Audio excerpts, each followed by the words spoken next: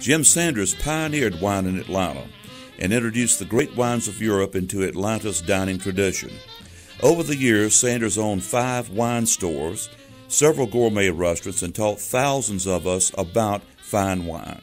One evening, long ago, 3 men, all historic figures, met unexpectedly in his store near Georgia's state capitol. Sanders wrote about the events, kept them in his desk drawer, and gave them to me just prior to his death. Here is Jim Sanders in his own words.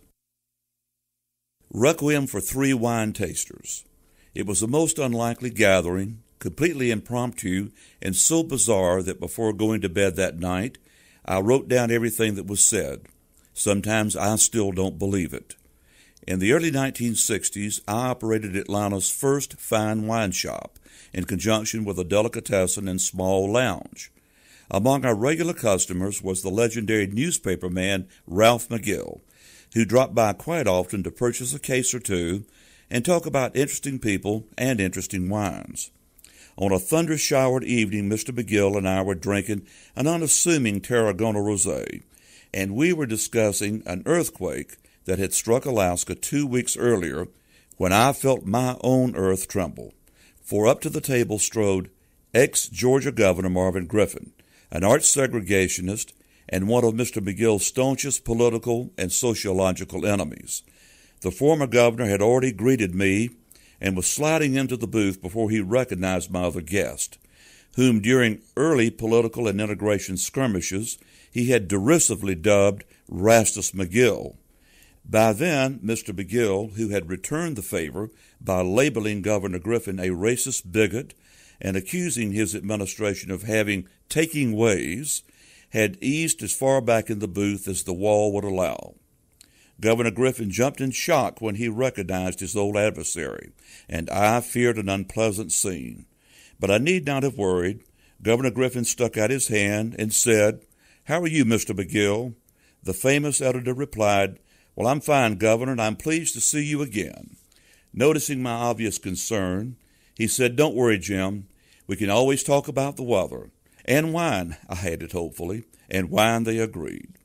Governor Griffin, who had abided wine with me on numerous occasions, but was by no means an aficionado, accepted a glass of the rosé, and the conversation turned to the death a few days earlier of General Douglas MacArthur, whom Mr. McGill had interviewed several times and under whom Governor Griffin and I had served during World War II.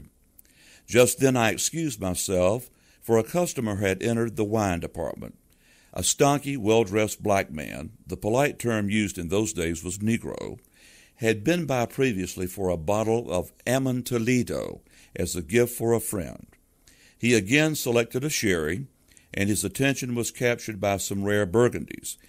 He fondled them, but could not bring himself to purchase them. That's when Mr. McGill spotted him.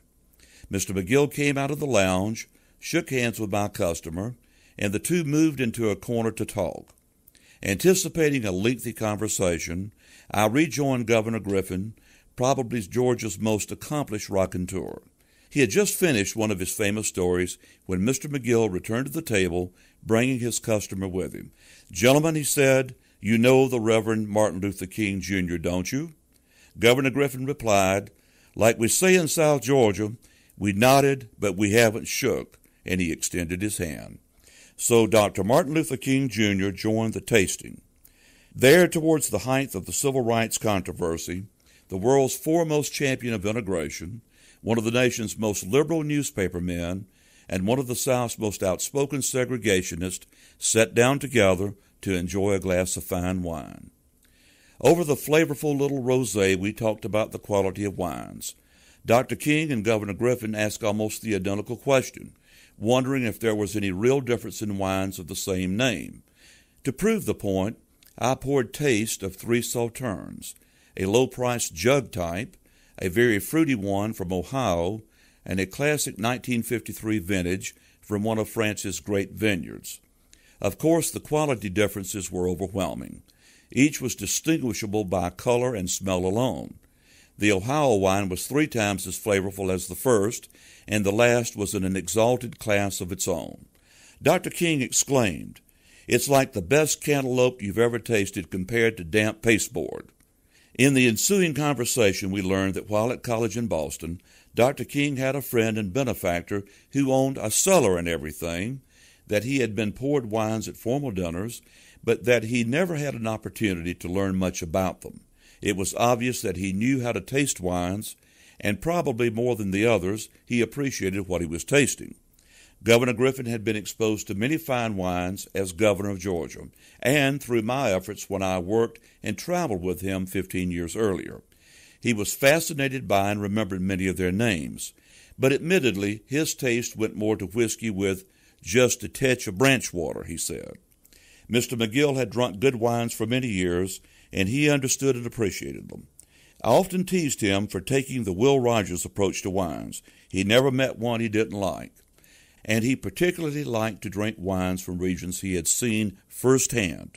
Upon his return from frequent trips abroad, friends knew they'd have to drink and discuss the wines of Portugal, Hungary, Chile, or whatever country he had just visited.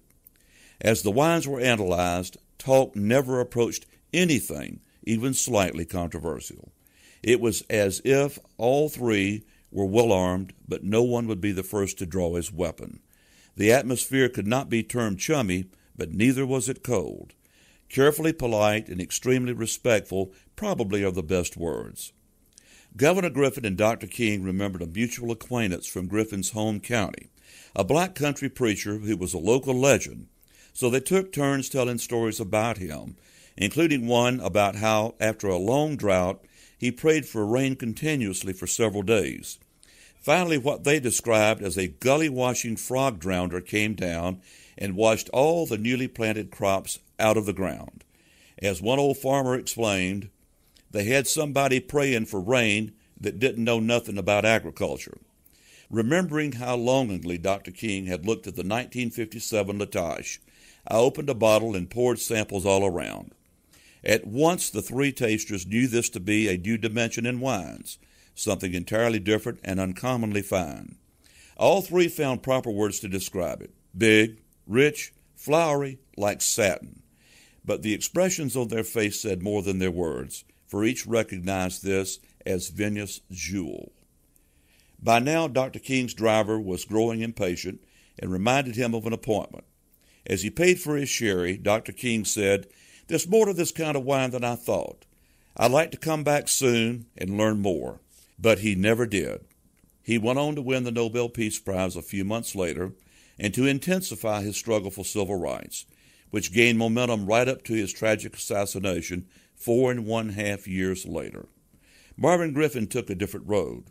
He helped organize Senator Barry Goldwater's unsuccessful presidential campaign that summer and remained emphatic in his fight against integration as a small-town but widely quoted newspaper publisher until his death in 1982. A few months before he died, he said, "You really assembled a motley gang that night we tasted the wines. I felt like I was in the camp of the Philistines, but it was sort of fun to see my competition up real close." Ralph McGill continued to prod and to provoke the Southern social conscience as the publisher of the Atlanta Constitution, and to join me regularly for what we called a glass of the good stuff and a little upper-level wine talk until he died suddenly in 1969. When I drove off that evening, Mr. McGill and Governor Griffin, on a first-name basis by now, were leaning against an automobile in the parking lot, talking about a Depression-era Georgia governor named E.D. Rivers. Since then, I've often wondered how different events of the 1960s might have been had the three leading characters of this vignette sat down together a few years sooner for a glass of the good stuff and a little upper-level wine talk.